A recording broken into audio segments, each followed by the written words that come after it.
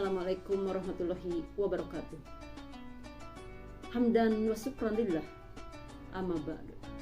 Segala puji hanya milik Allah. Salawat serta salam semoga dilimpah curahkan kepada junjungan alam Habibana wa Nabiyana Muhammad sallallahu alaihi wasallam. Sahabat Salimah yang dirahmati Allah, memasuki 10 hari terakhir di bulan Ramadan merupakan suatu momen yang penuh keharuan. Sebagai seorang muslim yang harus berpisah dengan bulan yang penuh rahmat ini, tentunya menimbulkan sebuah kekhawatiran, apakah kita akan bertemu lagi dengan Ramadan berikutnya di tahun depan dengan segala keterbatasan umur yang kita miliki. Sahabat Salimah, kita sedang memasuki malam puncak di malam bulan Ramadan. Inilah babak final, prime time, waktu utama. Maka manfaatkanlah, persiapkanlah diri kita. Ini adalah kelas percepatan, kelas akselerasi. 10 hari terakhir, di antara malam-malam tersebut ada satu malam di mana kita berkesempatan meraih pahala seperti beribadah 1000 bulan. Sesuai firman Allah dalam surat Al-Qadr ayat 3. Lailatul Qadr khairum min alfis syahr. Lailatul Qadar itu lebih baik dari 1000 bulan. Dan untuk malam spesial ini, bukan hanya pahala yang akan kita dapatkan, namun juga ampunan. Ya, ampunan dari dosa-dosa kita. Sabda Nabi Shallallahu Alaihi Wasallam yang sangat terkenal, barang siapa yang menghidupkan malam Lailatul Qadar karena iman dan mengharapkan pahala, maka Allah ampuni dosa-dosanya di masa lalu. Salah satu kemuliaan pada saat bulan Ramadan juga, yaitu diijabahnya doa seorang hamba.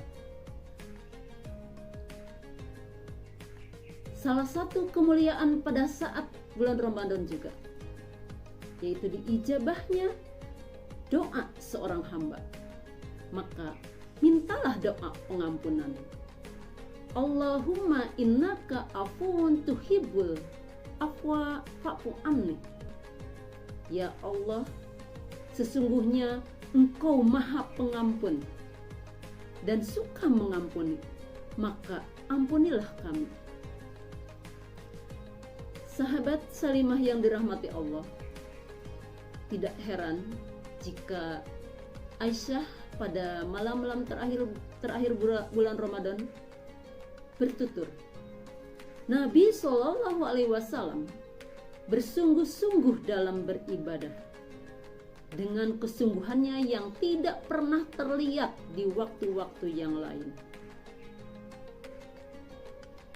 Mari kita renungkan, jika sosok sekaliber Nabi yang akan membuka pintu surga pertama kali di hari kiamat masih mencari malam tersebut, lalu bagaimana dengan kita?